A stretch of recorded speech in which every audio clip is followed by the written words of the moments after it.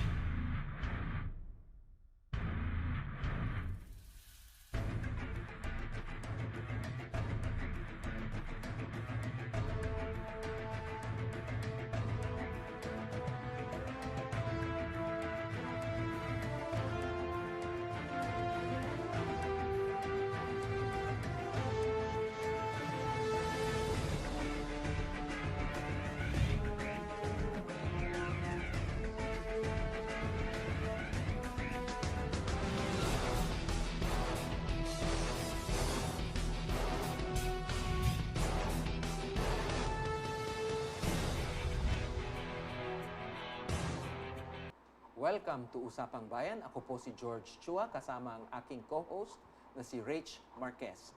Pag-uusapan po natin ang mga mahahalagang pangyayari at issue na kinaharap ng ating bansa. Makakasama po natin sa gabing ito si UST Department of Economics Professor Dr. Carlos Manapat. Welcome to the show, sir. Welcome to the show. Thank you, Kaloy, if you don't mind me calling you that, you look too young to be called doctor. And Rach, I think we should also mention that Dr. Manapat is also a book author of several books on economics. No? Can we start talking a little bit about your background, your career? Kaloy? I'm a teacher of economics at the University of Santo Tomas for 20 years. I've been writing books. I started Principles of Economics, then macroeconomics, micro, and recently I finished applied economics in senior high. And a little bit of guesting, I guess, cable companies and commercial TV stations. Sir, isa po sa fastest growing economies ang Pilipinas sa Asia. Sa paanong paraan po natin kaya masustain itong growth na ito, itong development na ito? Where may several variables kasi, we haven't reached the peak yet. Kaya medyo mabilis, ano? Compare tayo dun sa mga other Asian countries na medyo na-reach na nila yung peak. Sa atin, papunta pa lang tayo doon. Kaya medyo mabilis yung growth natin, growth patterns. I wanted to ask, because you've been in the field of economics for many, many years, no? And Yes. you've seen the economic growth of the country through different administrations. Yes. What can you say about the economic thrust of this administration as compared to the previous or other administrations? Well, if I can compare, for 4 years, yung mga different presidents, it's too early to say na this government is really improving that much. But in terms of spikes, we already reached several spikes in gross domestic product. In second quarter natin, nag-spike tayo ng around 7.1, and it's quite steady. We don't have figures yet for the third quarter. And I think we will have another spike during the fourth quarter. There are some slight issues, there are decreasing issues, pero hindi spiking, ano? Relatively slight lang yung decrease niya. But what can you say that this administration is doing differently from the previous administration that is causing the improvement in the in the spikes of the economic growth? I think more of improving the poverty problem in the Philippines. For the past administrations, we're trying to improve it, but not really improving it, but trying to help the poor. But this time, we are improving more of the Human Development Index, which is quite different from the poverty index. Ang HDI kasi is more of, aside from poverty, meron ding health issues. Yung medyo concerned siya sa environment issues, like changing the jeepneys into new ones. Pushing for it, no? Pushing for it. it will, in several years, we will see the effect of this in terms of the Human Development Index, in terms of health. Better health. Yung longevity natin, for example, is improving. Medyo mas matatandaan na ngayon ang average age ng tao. Tapos pinagbawal pa yung pagsisigarilyo. Yes, medyo hindi lang tayo for poverty, no? More of the Human Development Index. Sir, sa kabila po ng progreso na naitatala po ng ating bansa pagdating po sa economic growth, nananatili pa rin po tayong third world country. Paano po ba makaka-contribute yung further development sa ating ekonomiya sa stance po natin bilang isang bansa? Well, it's a matter of, it's very subjective kasi ang third world, ano? Unang tanong dun, sino ba nagsabing third world tayo? Siyempre, yung mga countries like the United States. In books like Economic Development, you will see that our global positioning is really for a developing nation. Let's say, in the Western world, for example, ang Western Europe, sa kanila nag-start ang word na economics, medyo early sa kanila, kaya late naman darating sa atin. Kaya yung economics, like when they started with mercantilism during that time, medyo raw pa yung ating economics noon. Kaya nung na-develop na nila yung economy nila from mercantilism, tapos naging powerful nation, let's say, ang Portugal and Spain, we were quite late. Kaya each time na merong information about growth, late din tayo. Kaya pag sinabing developing, it's not because that we are small or our growth rate is small. It is because the information got here in the Philippines quite late. Kaya pag meron silang, let's say, industrial improvement in the Western world, medyo late ang technology dito kasi kaya humahabol tayo dun sa nangunguna. If you ask me, mas maganda yung economy na merong malaking improvement kaysa dun sa medyo nakuha na nila yung peak nila. Yung parang plateauing na sila. Yes. Sir, pag pinag-uusapan po yung economic growth, lagi pong nabibring up yung GDP. Yes. In layman's terms, ano po ba itong GDP na ito? It's more of output, productivity lang. Medyo raw yun, medyo mababaw yung usapin doon. Kasi pag sinabing output, ibig sabihin pagka nagpasok ka ng technology, gaganda yung output mo, the economic growth na yun. But when you talk about economic development, this is different.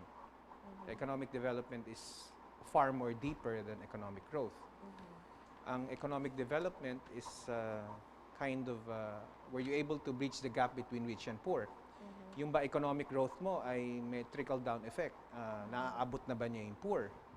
Kasi kung if you are growing and yet marami pa ring poor, your economy is not developing, but in economic growth meron ka, but economic development wala ka pa or kapos ka ron.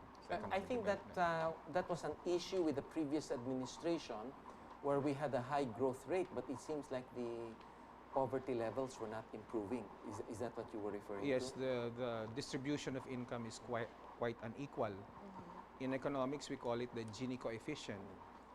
Kapag medyo equal, di sabihin nyo 5% of the population will get 5% of the income.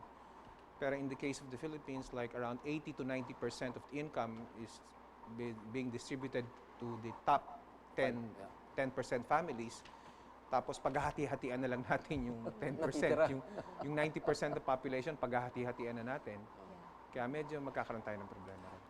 In that sense, no, what is your opinion on those conditional cash transfer that I saw recently they were reviewing primarily because there were some issues na yung nabibigyan raw ng conditional cash transfer already above the poverty line, and there were also some duplications. Is that really good for us, having that conditional cash transfer? Yeah, it's more of the standard of being poor. Because somebody said that being poor is, let's say, getting $1 per day. Kaya ibig sabihin, pag nilampasan mo yung $1 per day, hindi ka na poor. Di ba yun ang standard? Kaya in the short run, ang government nagbibigay mismo ng cash para hindi tayo umabot dun sa level ng pagiging poor. Ngayon, ang nangyayari doon, this model is an adapted model from another country. We just copied it. Now, it's a medium-term development plan it started, I think, during the time of Gloria Macapagal Arroyo. naging medium-term development plan during the time of Noynoy, naging long-term development plan during the time of our present president. Kaya mangyari niyan, ano ngayon ang short-term development plan ng presidente natin dun sa kinokontinue niyang conditional cash transfer? Kasi hindi mo pwede i-continue yon na ganun pa rin. Kailangan it should graduate somewhere, it should finish somewhere, and you should start somewhere. Kaya after this, may duplication talaga.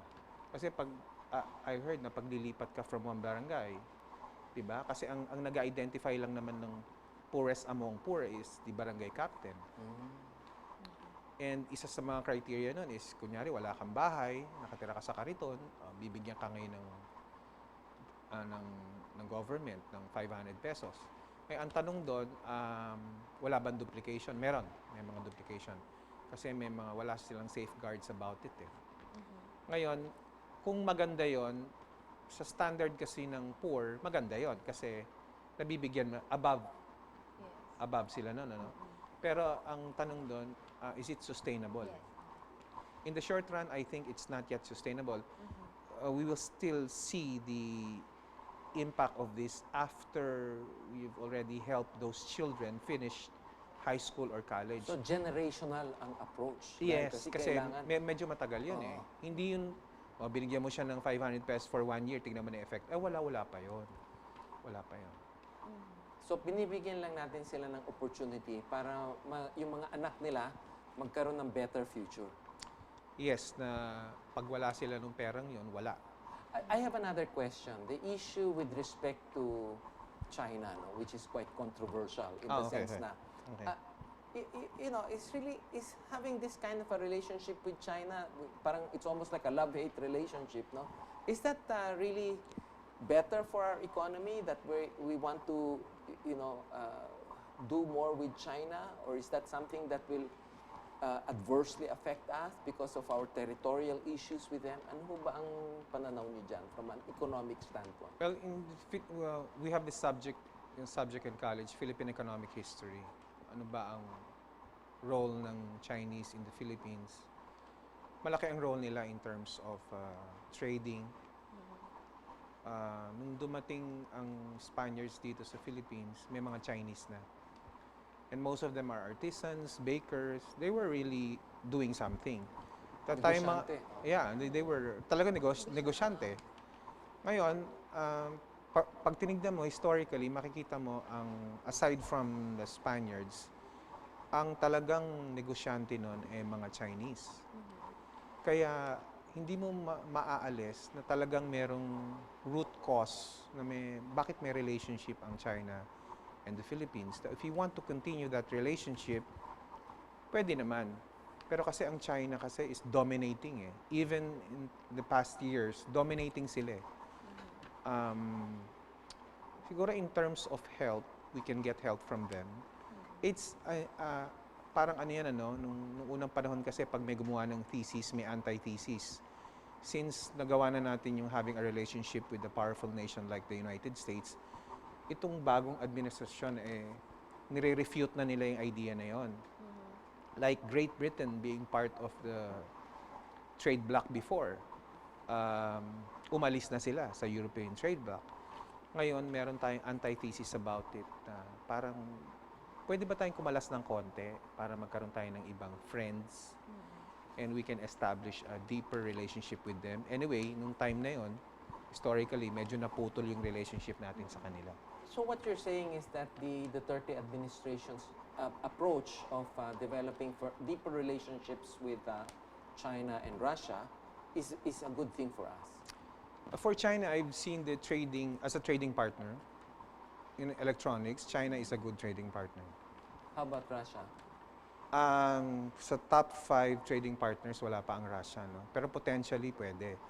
Pero ang napansin ko rin, although magandang trading partner ang China, kapag tayo nag-import naman ng gadgets sa kanila, yung ating contribution dun sa electronics na in-export natin is only 3% of the whole pie share, of the whole 100%. At saka ngayon, ang trading natin kasi ngayon, medyo talo pa tayo hanggang ngayon. In 33 years of trading, historically, positive lang tayo ng around 3 to 4 years. Medyo talo tayo sa trading for 29 years to 30 years. Sir, sa usapin naman po na inflation, ano po ba yung mas nakaka-contribute sa economic growth? A higher or lower inflation? Kasi po both have consequences, I believe. If you are into investment, inflation is good for you. Let's say long-term investment, Let's say bumili ka ng property, nagkaroon ng inflation, more than that ang appraisal ng property mo. Pag nangutang ka ngayon, maganda inflation, mataas na inflation sa'yo for several years kasi nakinabang ka na doon sa pera.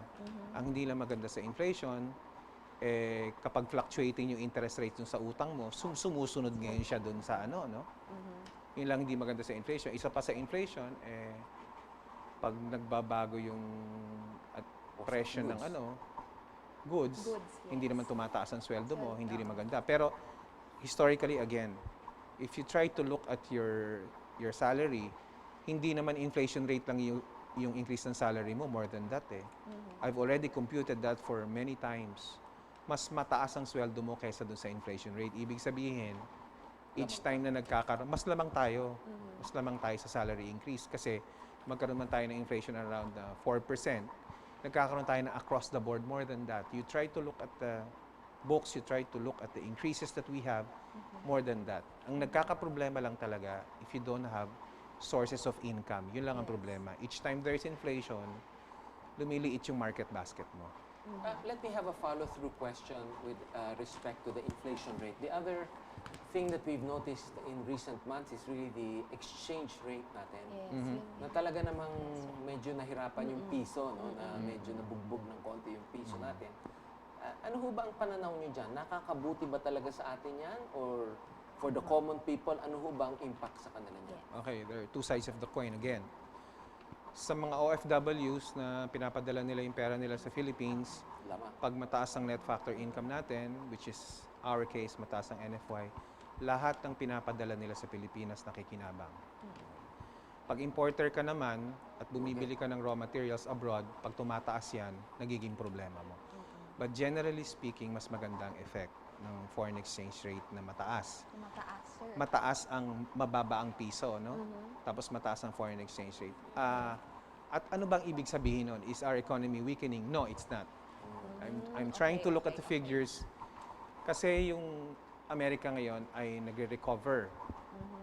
Kaya instead of investments going in our country, some of them are going out. They're trying to invest in the United States kasi nagre-recover sila. Nung medyo lumalakas ang foreign exchange rate natin, for some other matters, nagwi-weaken kasi ang United States nung time na yun Kaya medyo lumalakas ang piso natin, not because of, it's an internal thing, no. Kasi ang foreign exchange rate is more of demand and supply for dollars. Kapag maraming supply for dollars, tapos ang demand for dollars is not really increasing, walang nangangailangan ng dollar, tapos dumadami supply for dollars, nagre-recover ang peso against the dollar. Pero pag maraming nangangailangan ng dollar, let's say you're importing things, tapos yung supply for dollars hindi naman gumagalaw, magre-rebound yun. Lalakas naman ang dollar against the peso. It's more of, we call it speculations, purely speculative. Kaya, until now, I haven't seen a model that can really cure speculation or can compute for speculations kasi very subjective siya. Kaya pag nagkasabay-sabay ang gamit ng dollar tapos hindi masyado nagpapadala ang OFW, talagang magre-rebound. Hihina ang peso against the dollar because we need more dollars. Well, we need to have a station break. Sa amin pong pagbabalik, makakasama pa rin natin si Dr. Carlos Manapat. Please stay tuned.